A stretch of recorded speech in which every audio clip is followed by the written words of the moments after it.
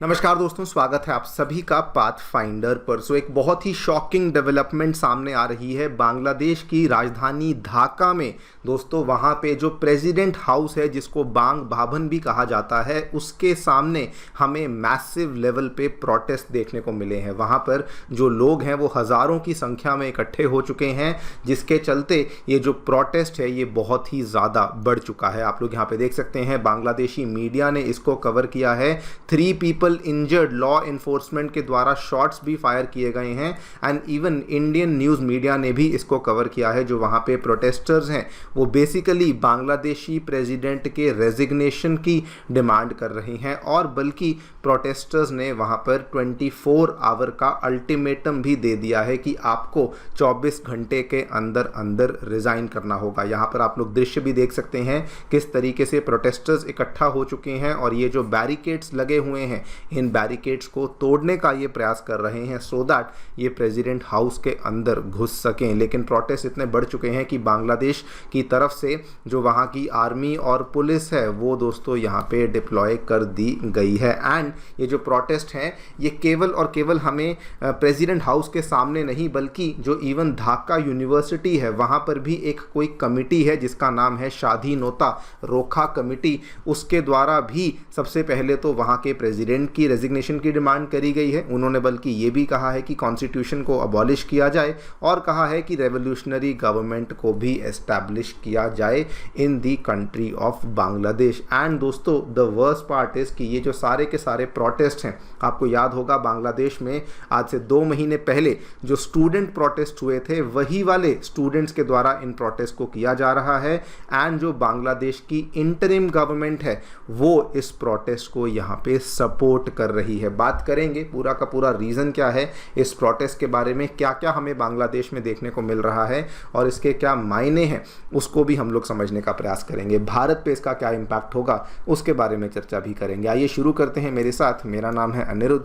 यदि आप लोग हमें फॉलो करना चाहते हैं, हमारे लेक्चर्स के अपडेट्स को प्राप्त करना चाहते हैं, तो यहाँ पर दिए गए टेलीग्राम चैनल्स के माध्यम से ऐसा कर सकते हैं। दोस्तों, आगे बढ़ने से पहले आप सभी को बताना चाहूँगा कि अनअकैडमी के जो ऑफलाइन सेंटर्स हैं वो नई दिल्ली के करोल बाग और नई दिल्ली के मुखर्जी नगर में आ चुके हैं। साथ ही में हमारे ऑफलाइन सेंटर्स उत्तर प्रदेश के प्रयागराज और बिहार की राजधानी पटना में भी आ चुके हैं, जहां पर दी हुई डेट्स को हम लोग आपके लिए जीएस बैचेस को शुरू कर रहे हैं, जिसके साथ साथ सीसैट, ऐसे writing classes, current affairs coverage और टेस्ट सीरीज जैसी सर्विसेज भी अवेलेबल करवाई जा रही हैं। कोई भी डाउट है, क्वेरी है, आप लोग हमारे सेंटर को विजिट करिए या फिर नीचे दिए गए इन फ़ोन नंबर्स पर फ़ोन भी कर सकते हैं। फ्री स्टडी मटेरियल पाने के लिए हमारी ऐप को डाउनलोड करिए, इसका लिंक भी डिस्क्रिप्शन बॉक्स में नीचे दिया गया है।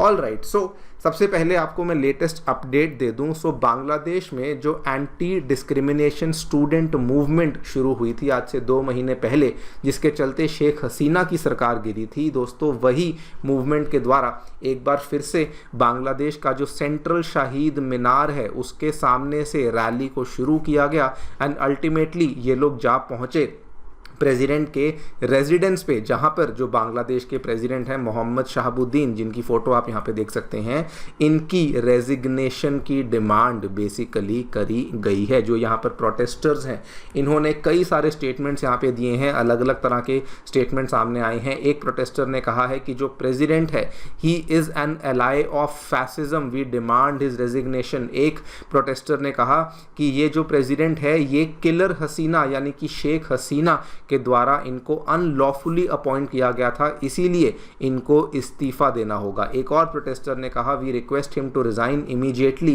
And vacate the residence, otherwise इन्होंने कहा हम लोग जुलाई जैसी एक और मूवमेंट है जो कि बांग्लादेश में तुरंत शुरू कर देंगे, जिससे कि हम लोग आपको मजबूरन इस्तीफा देने पे मजबूर कर देंगे। सवाल ये आता है कि ये इतने बड़े लेवल पे हमें ये प्रोटेस्ट देखने को क्यों मिल रहा है। असल में कल दोस्तों यानी कि 22 अक्टूबर को मॉर्निंग में बांग्लादेश के जो प्रेसिडेंट हैं उन्होंने एक प्रेस कॉन्फ्रेंस में ये बोल दिया कि शेख हसीना का रेजिग्नेशन का कोई भी डॉक्यूमेंट्री प्रूफ इनके पास अवेलेबल नहीं है। आप लोग यहाँ पे देखिए ये हेडलाइन कि I have no documentary evidence of Sheikh Hasina's resignation as PM. ये स्टेटमेंट बांग्लादेश के प्रेसिडेंट ने ओपनली एक प्रेस कॉन्फ्रेंस में बोल दिया। नाउ इन्होंने प्रेस कॉन्फ्रेंस में ये भी कहा कि असल में उस टाइम पर जब अगस्त 5 को बहुत सारी यहाँ पर प्रॉब्लम्स चल रही थी, बहुत सारी टर्बुलेंस चल रही थी, तो इनको नहीं पता कि क्या होने वाला था। इन्होंने कहा कि मैंने अपने मिलिट्री सेक्रेटरी से भी कहा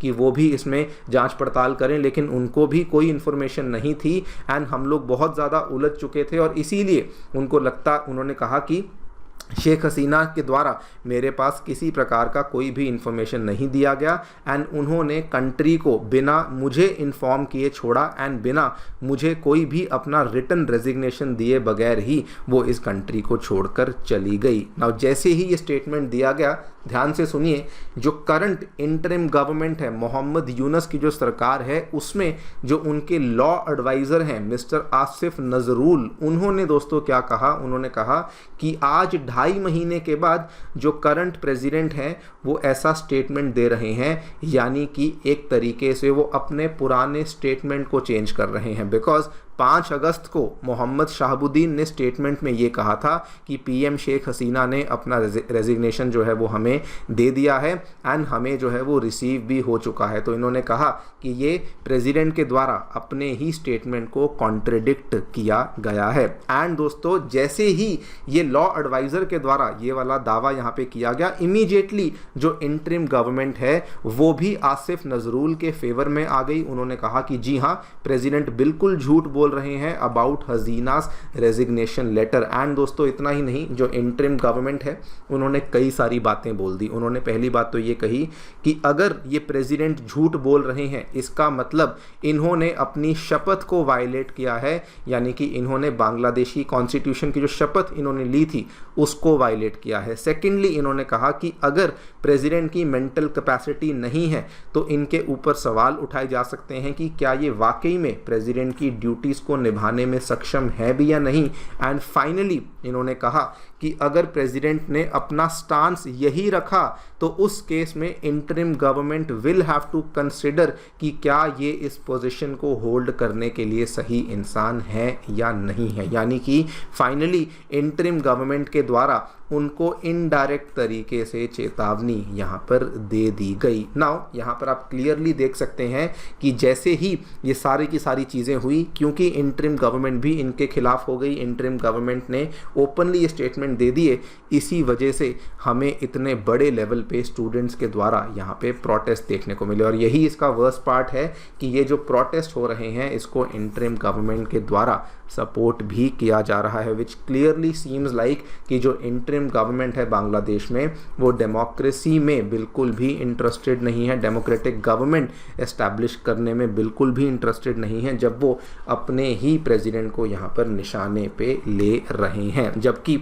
द ट्रूथ इज़ कि प्रेसिडेंट ने केवल वही बात कही है जो कि उनको लगा कि उनके पास रेजिग्नेशन अवेलेबल नहीं है, डॉक्यूमेंट अवेलेबल नहीं है, एंड उन्होंने केवल वो वाली बात को पब्लिकली बताया। लेकिन आप यहाँ पे रिएक्शन देखिए, जिस तरीके का रिएक्शन है वो क्लियरली दर्शाता है कि जो करंट इंटरिम गवर्नमेंट है वो डेमोक्रेटिक गवर्नमेंट के फेवर में नहीं है। और इतना ही नहीं, बांग्लादेश में जो एक बहुत बड़ी पार्टी है BNP, बांग्लादेशी नेशनलिस्ट पार्टी, जो कि अवामी लीग पार्टी, शेख हसीना की पार्टी की आर्च राइवल मानी जाती है, उनकी जो प्रेसिडेंट है खलीदा जिया, उन्होंने भी यही कहा कि प्रेसिडेंट झूठ बोल रहे हैं। एंड इवन जो BNP के वाइस चेयरमैन हैं उन्होंने भी यही कहा कि प्रेसिडेंट ने झूठ तो बोला ही है, लेकिन उसके साथ साथ एक स्पेसिफिक एजेंडे के साथ इस झूठ को बोला गया है। और शायद वो इशारा कर रहे हैं कि शायद प्रेसिडेंट किसी तरीके से शेख हसीना को वापस पावर में लाने का प्रयास कर रहे हैं। नाउ एग्जैक्टली क्या है क्या नहीं है एनालिसिस तो अभी हम लोग नहीं कर सकते, बिकॉज जो फैक्ट्स हैं वो यही सामने आए हैं। और दूसरा फैक्ट ये भी सामने आया है कि बांग्लादेश की इंटरिम गवर्नमेंट ने ये भी दोस्तों ऐलान कर दिया है कि अवामी लीग को वो पॉलिटिकल पार्टिसिपेशन करने के लिए अनुमति नहीं देंगे। और यहाँ पर भी एक तरीके से वो भारत के ऊपर ही प्रेशर बनाने की कोशिश कर रहे हैं शेख हसीना को एक्स्ट्राडाइट करने के लिए। देखते हैं क्या होता है आगे जाकर के, क्या डेवलपमेंट्स होती हैं एंड क्या ये प्रेसिडेंट रेजिग्नेशन देते हैं या नहीं, इसके बारे में जो भी अपडेट्स आएंगे हम लोग आपके सामने पेश करेंगे। फिलहाल के लिए इतना ही। अपनी राय हमें कमेंट सेक्शन में देना बिल्कुल ना भूलिए। Thank you so much for listening, stay tuned and